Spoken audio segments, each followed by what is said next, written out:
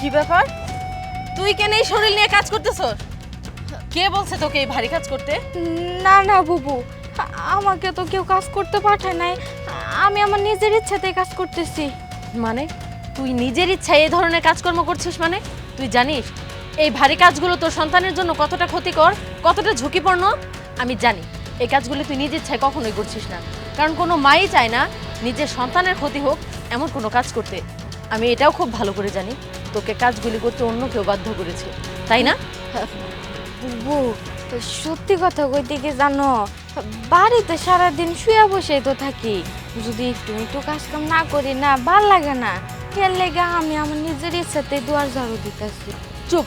আমি তোর মুখ থেকে আর একটাও কথা শুনতে চাই না। আমি নিজ কানে এখন শুনবো কে তোকে এই কাজ করতে বলেছে। আম্মা, শিশির, কোথায় তোমরা? এদিকে আসো তো।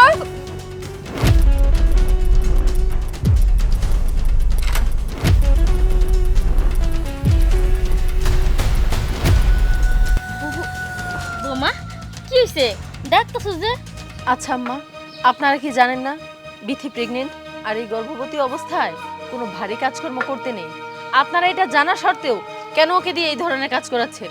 আপনারা হয়তো জানেন না এটা শুধুমাত্র ওর একার সন্তান না, এটা আমারও সন্তান। ওর গর্ভের সন্তান আমার স্বপ্ন, আমার সন্তান, আমার ভালোবাসা, আমার সব কিছু। আপনারা কেন ওর এইভাবে ক্ষতি করে দিচ্ছেন? আহা, বড় বৌমা, তুমি এটি কি কইতাছ? তুমি তো জানোই তোমারে রাইখা ছোট বৌমারে আবার নতুন করে বিয়ে করানির কারণ কি? আমার ঘরে বংশের একটা প্রদীপ নাই, সেই জন্য আমার একটা নাতি নাতিনের দরকার। এই জন্য আমি ছোট বৌমারে বিয়ে করাই নিয়ে আইছি। আর ছোট বৌমা গর্ভবতী, আমি কি চামু এই অবস্থায় ছোট বৌমা কাজ করুক? আমি কই নাই। বুঝতে পেরেছি আম্মা, তার মানে আপনি বলেননি। আর আপনি কেনই বা ওকে কাজ করতে বলবেন? কারণ আপনি নিজেও তো একজন মা। আপনি খুব ভালো করে জানেন এই সময় এই কাজগুলি করতে নেই। ঠিক আছে শিশির, তাহলে কি আমি ধরে নিব তুমি ওকে দিয়ে কাজ করাচ্ছো? আরে এসব তুমি কি উল্টাপাল্টা কথা বলতেছো? একটা বাবা ডাক শোনার জন্য একে একে দুইটা বিয়ে করছি।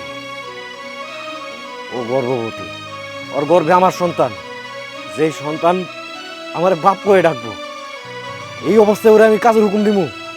আমি কোনো কাজের হুকুম দেই নাই। তোমরা দুজনের কেউই বলনি, তাহলে ওকে কাজটা করতে বললো কে? মা, আমি বলেছি, আমি কাজটা ভালো করিনি, 100% ভালো করেছি।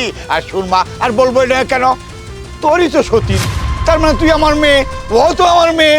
আরে এই সময় যদি কাজ করলে নর্মাল ডেলিভারি হবে, হাতে পায়ে পানি আসবে না, শরীরটাও ভালো থাকবে। আরে তোর মাও চাচির যখন হয়েছিল তখন এরকমই করতো, তারা বাড়া বানতো ডেকে দিয়ে, তারপরেই রে তোরা হয়েছি।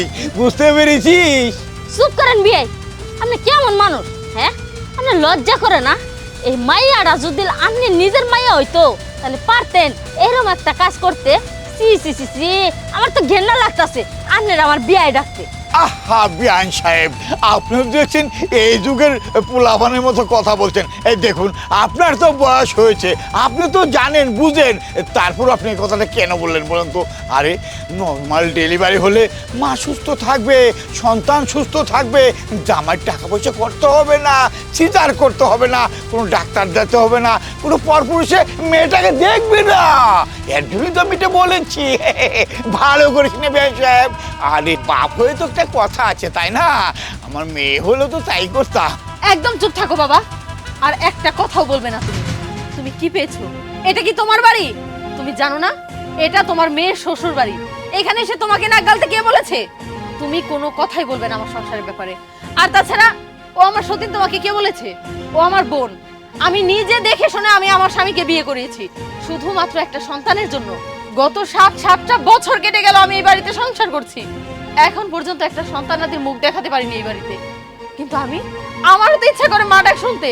শুধুমাত্র এই মা ডাকের স্বপ্ন পূরণ করার জন্য আমি নিজে শিশিরকে বিয়ে করেছি।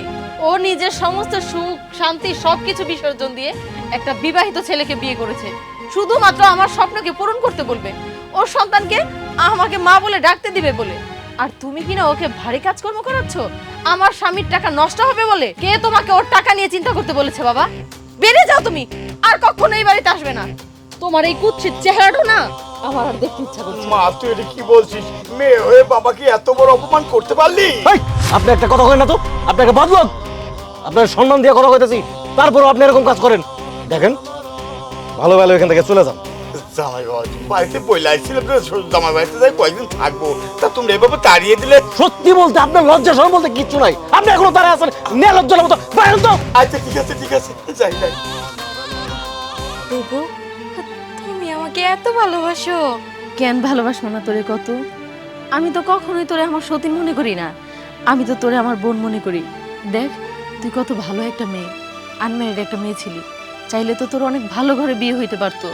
তুই শুধুমাত্র আমার স্বপ্ন পূরণ করার জন্য আমার মা ডাক শোনাবি বইলা তুই আমার স্বামীর ঘরে বউ হয়ে আসছস। আচ্ছা তুই যদি আমার জন্য এতটুকু ত্যাগ স্বীকার করতে পারোস, আমি তোরে কেন ভালোবাসতে পারবো না? আচ্ছা তুই কি আমারে তোর এই সন্তানের মুখে মা ডাক শোনাইতে দিবি না? বুবু তুমি যে কি কও না, এটা তো আমার সন্তান না, এটা তোমারই সন্তান। বুবু তোমার এই ঋণ আমি কোনোদিনও শোধ করতে পারবো না। কি যে বলস না, তোর কোনো ঋণ শোধ করতে হইব না, তুই শুধু তোর এই সন্তান রে আমার মা ডাক দিতে দিস, একটু আদর